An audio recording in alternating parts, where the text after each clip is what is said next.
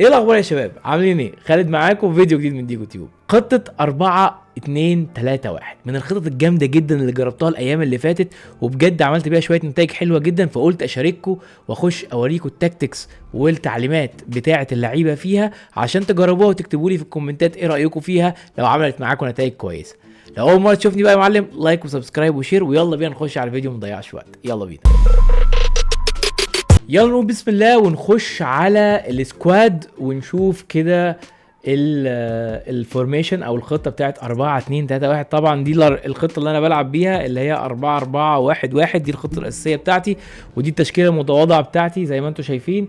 طيب الخطه اللي انا كنت بلعب بيها بقى الايام اللي فاتت وكانت عامله معايا نتائج كويسه برضو، اللي هي الخطه دي اللي هي 4-2-3-1.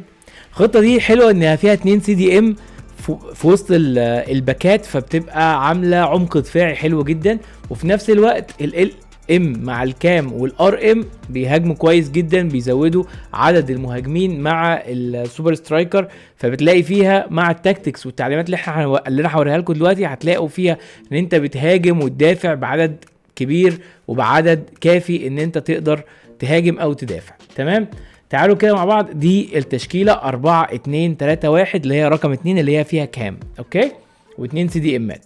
طيب هنخش مع بعض كده نشوف التاكتكس بتاعتها ايه هي. اول حاجه انا بعملها بريس افتر بوزيشن لوس، اللي هو الضغط بعد فقدان الاستحواذ. تمام، ده في الديفنس. وفي نفس الوقت بعمل الويدث 45 والديبث 70 علشان اعمل اوفسايد تراب، اعمل مصيدة تسلل. اوكي، بالنسبه للبيلد اب بلاي بعملها ساعات بالانسد وساعات بعملها فاست بيلد اب لما اكون عايز اهاجم بسرعه. تمام، طبعا دي دايركت باسنج ما بنغيرهاش طبعا، عشان بص كده هتلاقي دايركت باسنج ان الباس بتخش للمهاجم على طول، اللي بيبقى جيت بيهايند، اللي هو بيعمل اختراق للدفاع. تمام، اللي هو بيعمل اختراق للدفاع، فالباس بتروح له دايركت زي ما انتم شايفين كده في الشرح التوضيحي بتاعها. فدايما خليها دايركت باسنج. وهنا الويتس بخليه 40، البلايرز ان بوكس 7 والكورنرز 3، فري كيك 3. دي بتعملها زي ما انت عايز، ساعات بخليها 1 لو انا عايز اللعيبه تبقى بره، او العب الكورنر بالجليتش اللي هو بخليها بره عشان احطها على طول بالال2 شوطه. فعلى حسب انت هتلعب ازاي في الجيم بتاعك، بس انا بنصح دايما ان انت خليها 3-3. دي احسن حاجه بالنسبه لي، يعني لانها بتخلي فيه 2 لعيبه بره و3 جوه في المنطقه واخدين معاهم شويه دفاع عشان تعرف تشوط. اوكي، نيجي للانستراكشنز او التعليمات.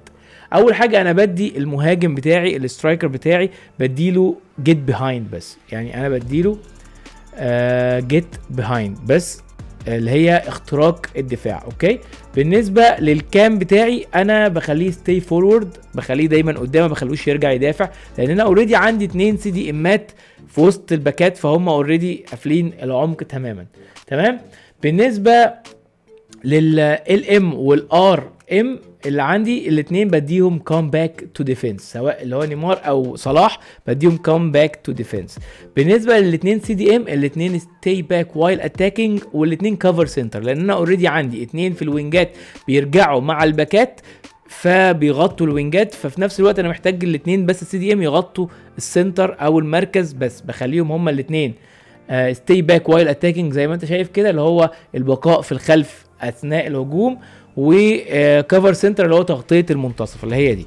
تمام، ده بالنسبه للاثنين سي دي امات اللي عندي. اما بقى بالنسبه للاثنين الباكات، سواء الرايت باك او الليفت باك، الاثنين بخليهم ستي باك وايل اتاكينج، يعني البقاء في الخلف اثناء الهجوم، ما بخليهمش يهاجموا خالص، وبخلي الاثنين او اللي هو فيهم هيهاجم عندي زي مثلا ارنولد، لو هديله تعليمات في وسط الشوطين او حاجه ان هو يهاجم يطلع مثلا، ما خلوش ستي باك، ما خلوش بقاء في الخلف اثناء الهجوم، خليه مثلا يطلع يهاجم معايا او خليه بالانسد مثلا، فبديله اوفرلاب.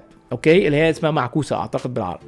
تمام، دي كده كانت الانستراكشنز ودي التاكتكس، احفظها وجربها مع الخطه دي وقول لي ايه رايك فيها في الكومنتات يا معلم. وما تنساش بقى اللايك والسبسكرايب والشير، واشوفك في فيديو جديد من ديجو تيوب. سلام.